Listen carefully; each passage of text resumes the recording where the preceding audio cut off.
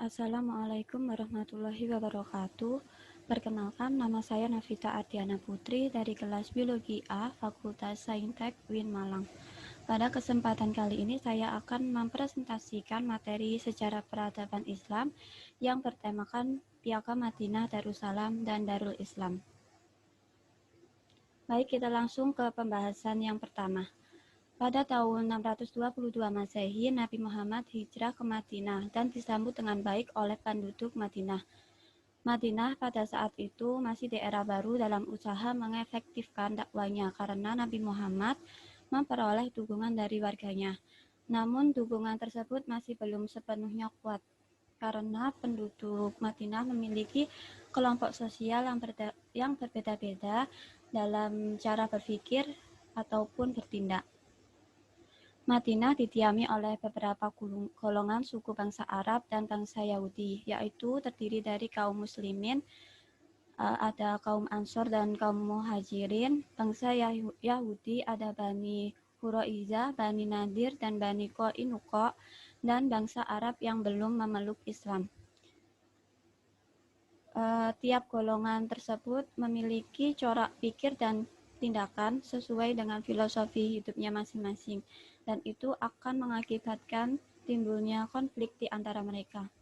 Oleh karena itu, Nabi Muhammad menginginkan membuat penataan dan pengendalian sosial yang mengatur golongan tersebut dalam kehidupan sosial, ekonomi, politik, dan agama yang baik, tentram, dan damai, dan nantinya akan menjadi negara damai atau negara Darussalam. Jadi bukan hanya menjadi negara Darul Islam atau negara Islam. Selanjutnya, Piagam Madinah sebagai struktur masyarakat yang pluralistik.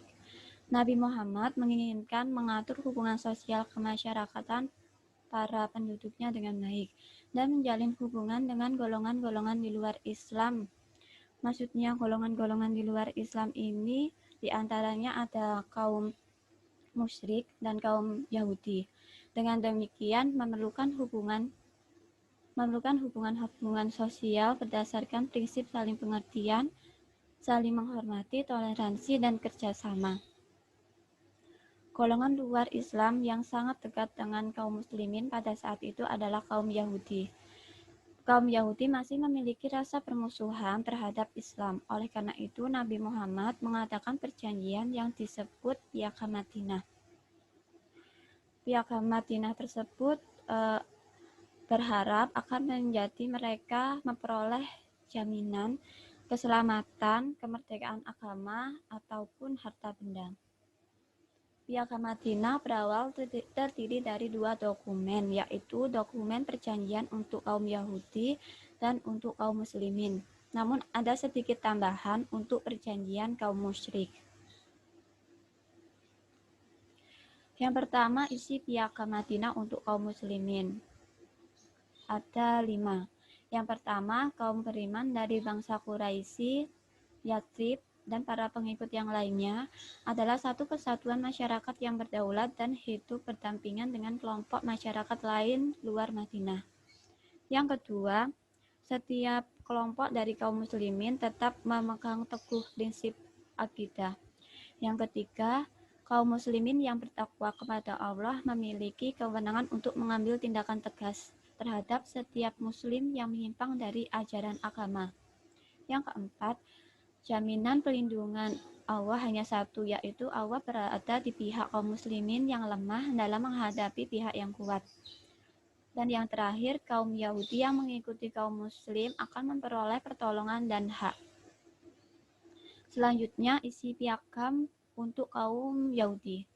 Yang pertama, kaum Yahudi dan kaum muslimin harus bekerja sama dalam menanggung pembiayaan perang. Yang kedua, tidak ada seorang pun yang mengusir orang Yahudi kecuali atas izin Nabi Muhammad. Yang ketiga, kaum Yahudi dan kaum muslimin bertanggung jawab atas beban hidup mereka sendiri. Dan isi Madinah yang terakhir untuk kaum musyrik, bahwa seorang musyrik tidak diperbolehkan melindungi harta dan jiwa orang Quraisy dan juga tidak boleh menghalangi untuk kaum beriman. Selanjutnya ada beberapa pendapat mengenai Piagam Madinah. Tujuan utama disusunnya Piagam Madinah ini untuk menghentikan pertentangan sengit antara Bani Aus dan Bani Khoraj di Madinah yang mengharuskan Nabi Muhammad untuk menetapkan hak dan kewajiban untuk kaum muslimin, Yahudi, dan komunitas yang lain, sehingga nantinya membuat mereka menjadi satu kesatuan komunitas atau satu umat yang damai dan menjadi negara Darussalam. Selanjutnya, di kalangan para ahli, Piagam Madinah mendapat sebutan istilah-istilah lain, seperti istilah piagam, undang-undang, atau konstitusi, dan perjanjian. Piagam Madinah terdiri Piagam Madinah terdapat pada kitab yang disebut sebanyak 2 kali, dan pada sohifah atau lembaran disebut sebanyak 8 kali. Selanjutnya, ahli yang menyebutkan dengan istilah piagam itu adalah Emil Durkheim. Menurut beliau, Nabi Muhammad membuat kebijakan semua penduduk Madinah bersatu di dalam satu bangsa. Begitu juga dengan Muhammad Jalal al-Din Surur. Beliau mengatakan di dalam piagam tersebut terdapat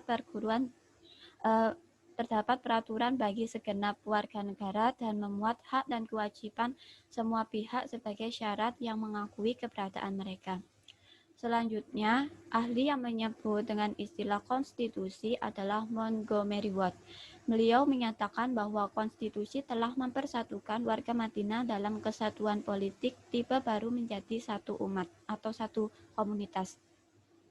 Selain itu, ahli yang menyebut dengan istilah konstitusi ada Ajwen Singh.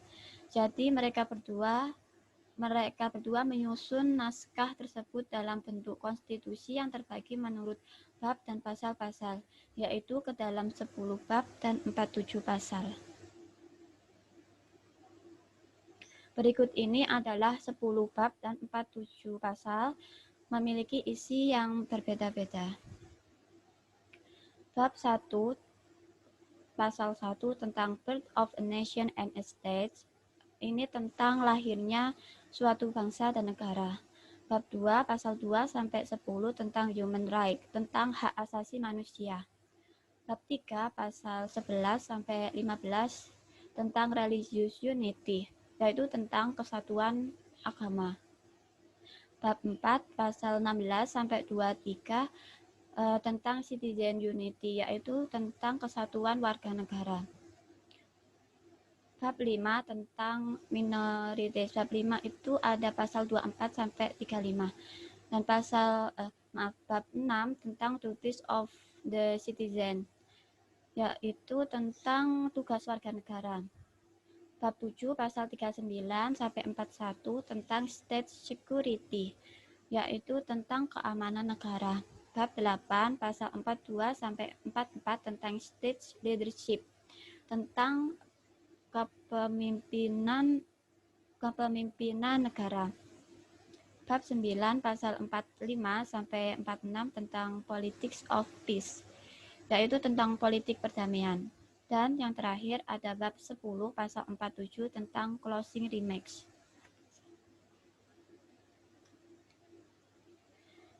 Selanjutnya, isi pokok atau prinsip Piagam Madinah menurut beberapa ahli. Yang pertama adalah menurut Montgomery Watt. Beliau mengemukakan bahwa hal-hal yang terpenting dari Piagam Madinah tersebut menggambarkan bentuk negara, fungsi, dan kepala negara.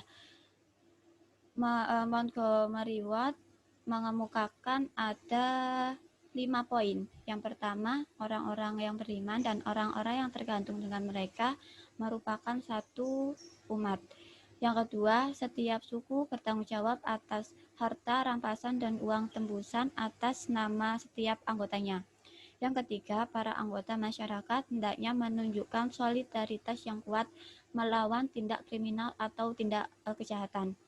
Yang keempat, para anggota masyarakat hendaknya menunjukkan solidaritas yang kompak dalam menghadapi orang-orang yang tidak beriman, baik dalam keadaan damai maupun perang, dan solidaritas dalam memberikan perlindungan kepada tetangga.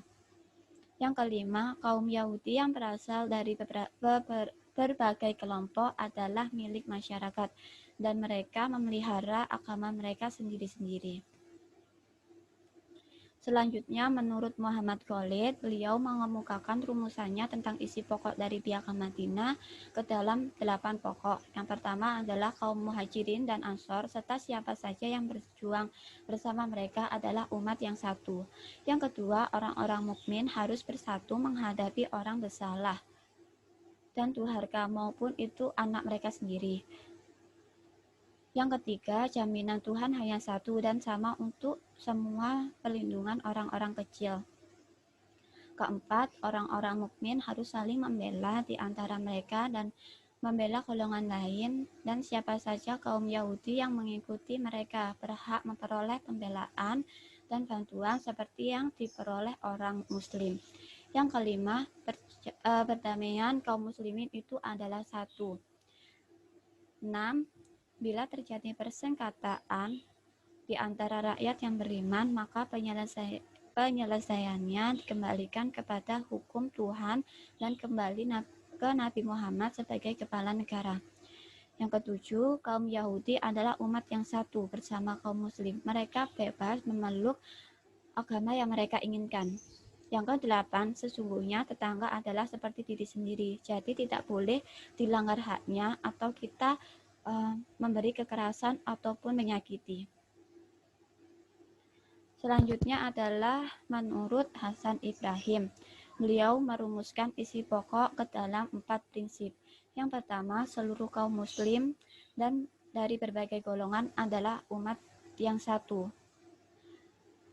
Yang kedua, saling menolong dan saling melindungi di antara rakyat yang baru itu adalah dasar keagamaan. Ketiga, masyarakat dan negara mewajibkan atas setiap rakyat untuk mempertahankan keamanan dan melindunginya dari serangan musuh.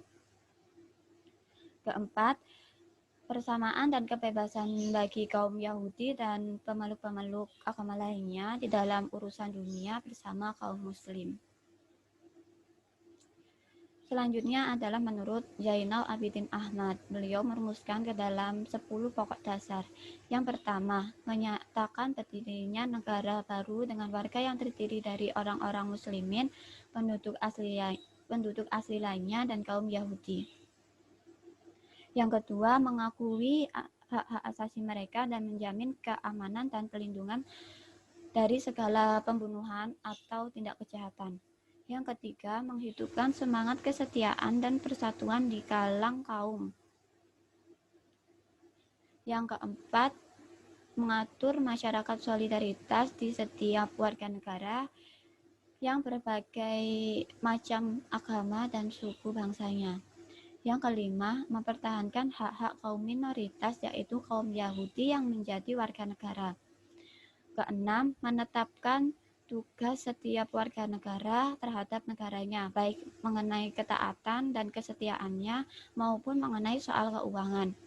Yang ketujuh, mengumumkan daerah negara dengan kota Madinah menjadi ibu kota negara. Kedelapan, menetapkan Nabi Muhammad sebagai kepala negara yang memegang pimpinan dan menyelesaikan segala soal. Yang kesembilan, menyatakan politik perdamaian terhadap segala orang dan segala negara. Dan yang terakhir adalah menetapkan sanksi bagi orang-orang yang tidak setia kepada Piagam Madinah, serta akhirnya memohon taufik dan perlindungan dari Tuhan.